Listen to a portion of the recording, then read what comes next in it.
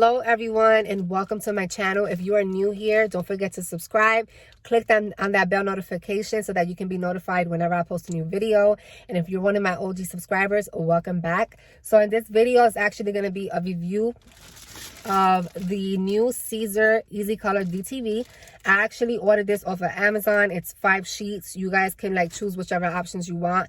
This is the HTV, so heat transfer vinyl, and I actually was like excited to try it out because I converted into sublimation for my business because I want to provide the best customer service for my customers in long-lasting designs, right? So I know I stopped using heat transfer paper because after a few washes and stuff like that, the design, the images was just like ripping apart on my personal shirts. So I know that that's what was happening on my customer shirts. So I didn't want to keep selling that type of using that type of supply. So I converted into sublimation. I'm still using heat transfer vinyl because that one I do like.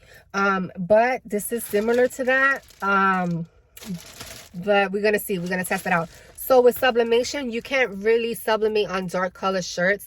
It has to be like 100% polyester, or if you're using a cotton shirt, it has to be like a blend, but with more polyester in it.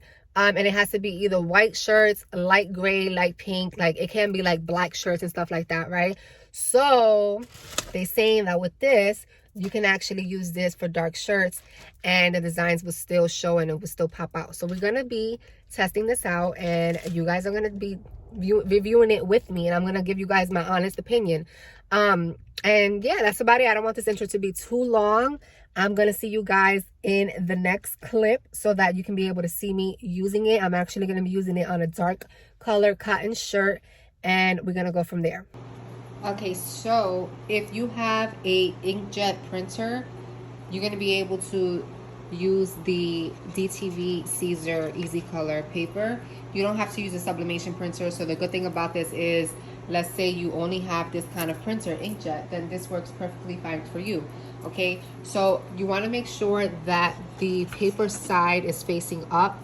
The other side looks kind of like an olive color, like a feels like stretchy, like a rubber feeling, should I say. That's going to be towards the back if you have the type of printer that has the tray on the top. Okay, so if you have the tray in the bottom, just make sure that you follow those steps into how that printer works. But this is the one I'm working with. I'm actually going to be using my computer for the printing option, and I'm going to show you guys what settings I'm going to use. For some reason, the printer is not, my phone is not recognizing my HP inkjet printer. I'm not sure why.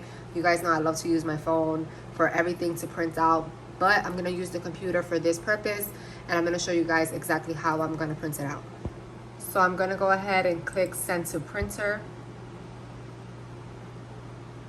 and I'm going to put the bleed off. You guys know I don't like to print out my images with the bleed. It just looks more messy with the ink. So it already reads my printer for this one. I'm going to select use system dialog so that it gives me more options, and then I'm going to go ahead and select preferences. I'm going to leave it as plain paper. I'm just going to change the quality to best, and then I'm going to go ahead and click OK, and now it's going to print.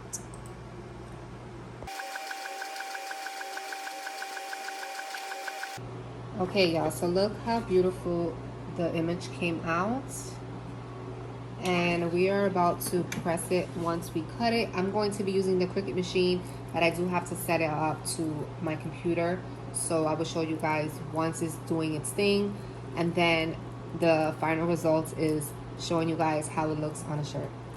Okay, so I have the Cricut machine set to iron on plus, and I don't have the mirror on option, as you can see. For this paper, you don't need to select mirror on. You can leave it as is because you're going to press it just like that onto the shirt. You want to make sure that you have the paper set exactly the way it looks digital on the Design Space app. It's on the left side, so you just want to make sure you have it on the left side. And we are going to cut it.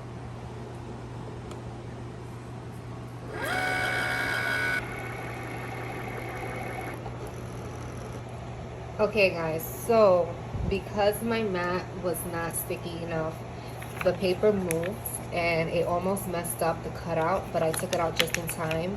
As you can see, I left a mark, a little bend mark, but that's okay. We're gonna fix that with the heat press. So what I'm gonna do is I'm gonna just finish the rest with my scissor and just cut it off and then show you guys. I'm about to pass the lint roll real quick on the shirt.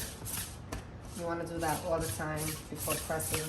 And then I'm gonna preheat the shirt for a few seconds. I have the heat press set for 315 degrees, and you can press it for about 15 to 20 seconds. I'm gonna do 20 seconds. So I'm just gonna preheat the shirt. And while that's preheating, I'm gonna get my butcher paper. And I'm gonna show you guys how easy it is to peel. So it has its film, as you can see. And it's so easy to peel off. Now, they do sell the Siser easycolor DTV paper with the transfer mask. So what that's gonna do is it's gonna like secure the image onto the mask so that it's easier for you to apply to your shirt. But because I'm already experienced with using heat transfer paper, it's kind of a little similar to it. I already know how to deal with this, and so I'm not gonna be using any mask, but you can if you want to. Okay, so I'm just sizing it to the center again, not sizing it, placing it on the center. Making sure that it's completely on the mat. I'll zoom you guys out a bit so that you're not seeing just my arm.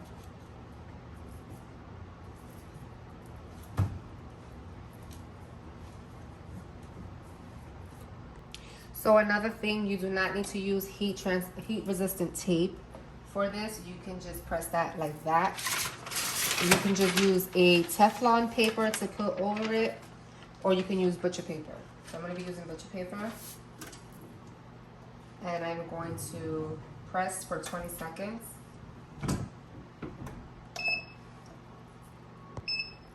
Okay.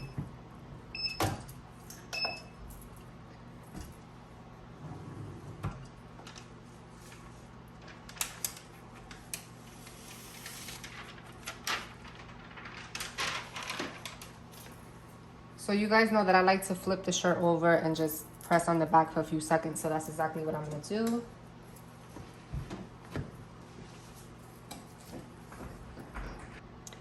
Okay, so this is the final outcome of it. I'm gonna flip the camera and show you guys. I'm gonna be honest, because the Cricut machine, the mat wasn't so sticky and the paper like got damaged a little bit. I kind of messed up on cutting it myself because I was trying to go along with the line that it was already cutting. So that's my mistake. But overall, I like how it came out. It looks so vibrant. And when you pull onto the shirt, like you stretch it, it's stretchy as well. I'm going to show you guys that. So if you pull onto the shirt, you can see it's stretchy. I'm going to be honest, it kind of feels the same way as the heat transfer paper that I told you guys I used to use. It's kind of like stretchy just like it.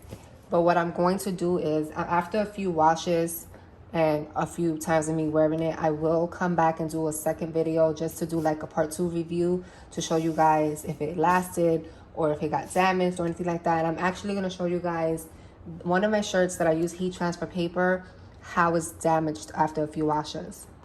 So this is using the heat transfer paper. And you see, it sounds just like that one.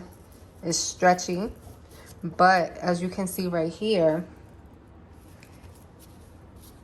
it's already damaged. So when it's like this, I just use it if I'm going to the store really quick or like to sleep or anything like that. Because, you know, of course, I don't want to just keep walking around just like that. And this is exactly why I was telling you guys earlier that I don't want to sell this type of material anymore to my customers. I want it to last longer. So with that being said, I will be coming back showing you guys how this looks after a few washes and a few wears. So thank you all for tuning in. I hope you guys found this video very informative, useful. Can't wait for you guys to try it out as well. Don't forget to like, comment, and subscribe. Turn on the bell notification so that you can be notified whenever I post a new video.